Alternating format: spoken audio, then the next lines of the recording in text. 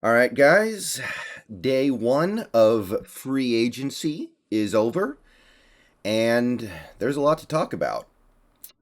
And I've been trying to figure out how to talk about this from a Seahawks perspective in the right way, right? Because the Seahawks actually did quite a bit today. They were quite involved in day one of free agency in their own way.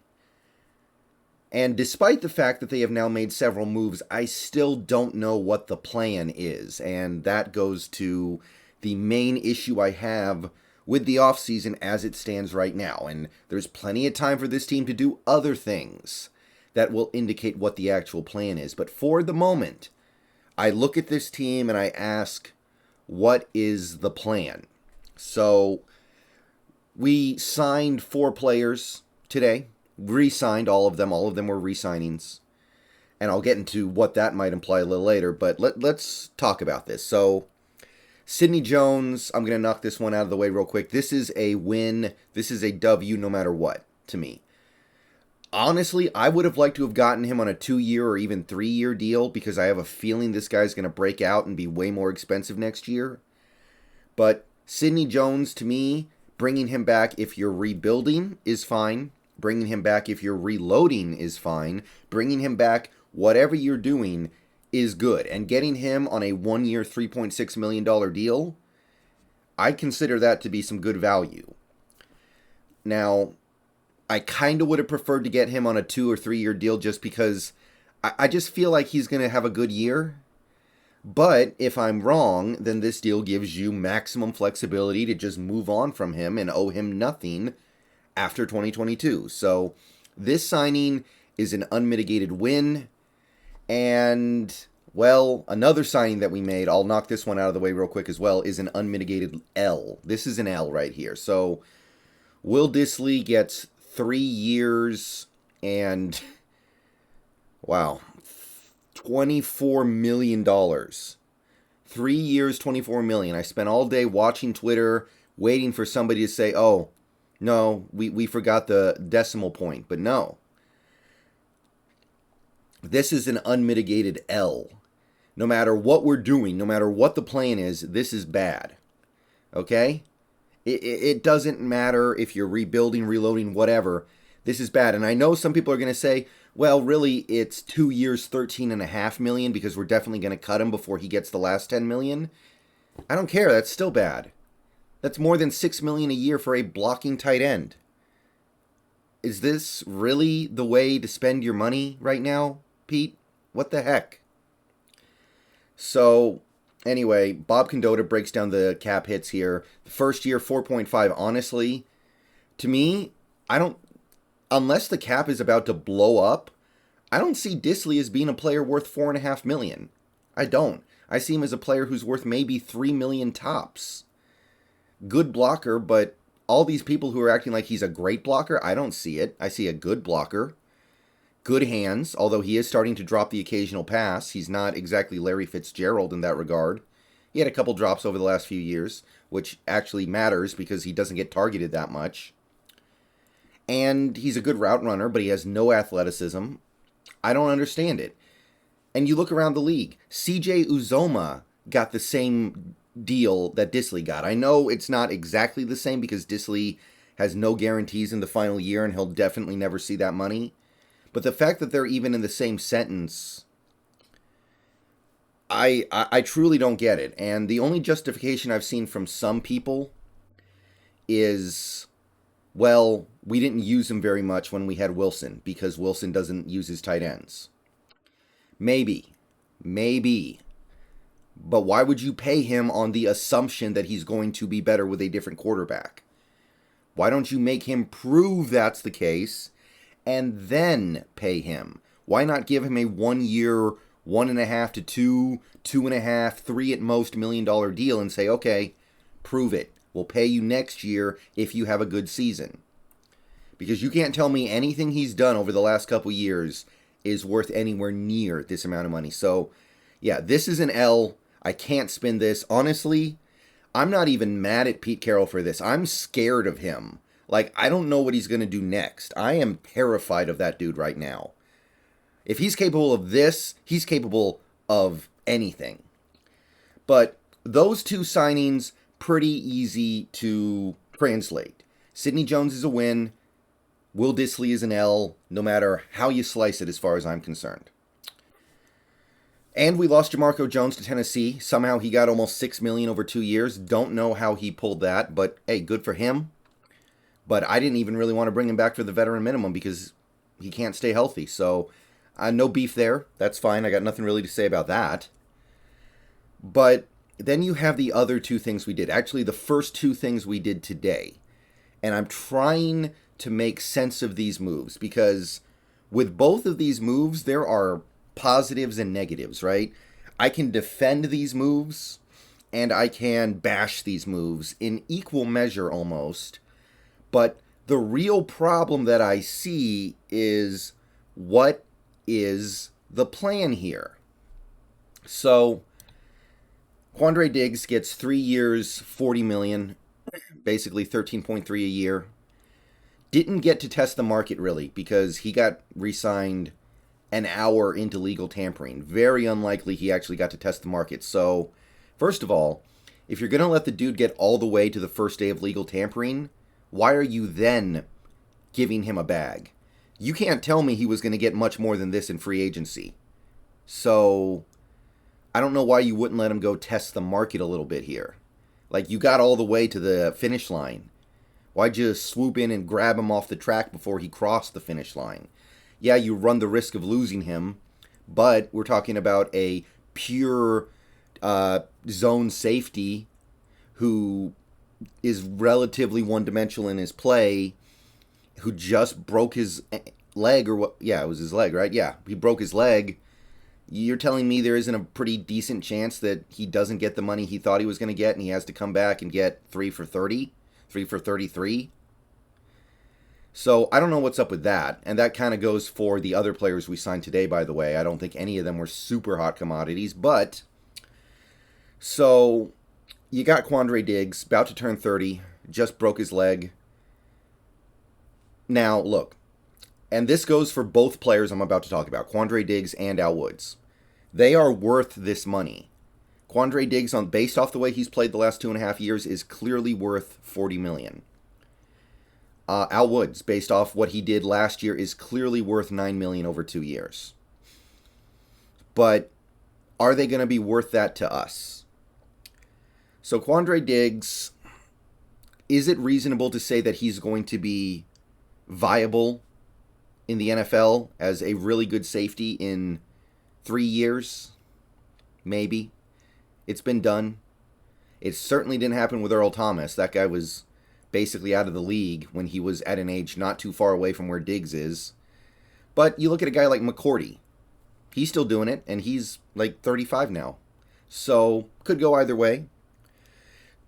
I just don't understand why you would spend big money to retain a free safety when, one, you're already paying huge money to Jamal Adams, and two, you have Drew Lock as your quarterback with no offensive line and no running backs. And that's where I say, this offseason's not over yet. We need to see what else they're going to do. But as of right now, I'm not seeing a whole lot of interest in improving that side of the ball. Quandre Diggs is not the kind of player I want to have on my team when I don't have any kind of offense that gives me a semblance of a chance of winning. So what is Quandre Diggs going to really add value for us here? He's not a foundational piece. He's like a get yourself over the hump piece. So if you really are planning on going into 2022 with Drew Lock, with a very cheap and very low experience offensive line, with who the hell knows what's going on at running back, and all these other limitations you have, I don't know why you would invest money in a veteran safety like Quandre Diggs. If he was 26, yeah. But I'll say this. You can convince yourself that Quandre Diggs is still going to be really good in a few years. Like when he gets to the end of this deal, right? Like, let's say, okay, the Seahawks tank this year. Let's say they get their quarterback next year, have a year where they're kind of trying to find themselves, and then the next year, 2024. That's the year you put it all together. Quandre Diggs will still be there. He'll be 32. He'll still be under contract. And by the way, I want to say this. This contract is backloaded or front loaded. So this contract actually gets most of the money out of the way in the first 2 years, and the cap hit in 2024 is actually relatively smaller. So that does kind of indicate a little bit of a plan. And Quandre Diggs could be part of a really good team in 2024 if that is indeed the plan. I'm dubious, but it's possible. But by that same token, you cannot possibly defend Al Woods' signing using the same methodology. So Al Woods gets 2 years, $9 million. And I'll say it, based off the way he played last year, he deserves this money. 100%. He played great for us last year. Wonderful player. Way better than I expected. Big reason why we were great against the run. He's got additional value to this team now because we're switching to a 3-4 because he's big enough to do nose tackle stuff. I think that he is going to fit in fairly well in that role. But is he going to be worth $9 million to this team? This team that is, like I said, going through a partial rebuild, partial reload. I don't know what to call it at this point. But what is a player like Al Woods doing for you on a bad team? Because it's not like you're grooming Al Woods to be a boss in 2 years or 3 years when you're back ready to go with a new quarterback and a new setup. Al Woods is probably going to retire after this contract. This is it for him. And even if he doesn't, you really going to bet on Al Woods being great at age 37? So what's the plan? If you're really going to go into 2022 with Drew Lock at quarterback, terrible offensive line, and I want to stress something here. The offensive line we had last year was not terrible. Absolutely not. It was probably a little below average, but it was not bad. It was not nearly as bad as people think. But the current offensive line is one of the worst I've ever seen in the NFL. Stone Forsythe, Jake Curhan, Pierre-Olivier Lestage starting at center. It's bad. And as of right now, we haven't done anything to address that. So what I'm getting at here is Al Woods is going to help you stop the run for at least 1 more year, maybe 2. I think that's a very reasonable bet to make. But what's the point if he's not going to be here the next time you're ready to actually go win games? Why wouldn't you just say, hey, Brian Monet, here's the minimum. Let's see what you can do at nose tackle. If you are good at it, then awesome. We've got a nose tackle going forward. If you can't, then we weren't going to be good this year anyway. Now we know. Now we can move on and go get somebody else. But Brian Monet's very young. If he did work out at nose tackle, you've got yourself a at least partial starter for a decade plus, potentially. So I don't know how you bring back Al Woods if the plan is to be bad for 1, maybe 2 years. The odds of him still being an impact player in 2023 are low. If Al Woods has another good season this year and then gives you average play in 2023, that should be beyond meeting expectations. So I don't know what the Al Woods signing is, unless it's saying we're trying to win right now. Al Woods is only useful to a team that is trying to win now. So in that light, I kept waiting for us to make moves that indicated that we were trying to win now. And those moves could still be coming. Deshaun Watson still has not been traded. There may be 1 or 2 other quarterbacks who could be competent that you could go get. But as of right now, I see an offensive line that needs massive work. I see a quarterback who is probably not even in the top 40 in the NFL right now. I see a running back room that is completely trashed. I don't see anything with this offense. And honestly, the defense, it's starting to fill out, but you still need an outside linebacker. So where is the thought of winning now, which is what you say when you sign Al Woods, when you've got all these holes you're not addressing? So beyond that, I think that it's somewhat telling that we were one of, if not the only team today that dealt exclusively with our own. There was no talk of us even discussing signing outside free agents. Everything we did were with guys who were here last year. So there are a lot of people who are starting to wonder if maybe players don't want to play for Carroll. Kind of seems like that. So if you were somebody who thought that Pete Carroll is a problem, that players don't want to play for him, this to me is a big vote of confidence in that, because here we are and there's still time, but it doesn't seem like these players actually want to come here. So we're stuck re-signing our own. It kind of makes me think of a company that only hires their family, right? Like you run a company and you only hire your children to run it. It almost kind of makes me think of that. And that might work fine for a company that has like 10 people.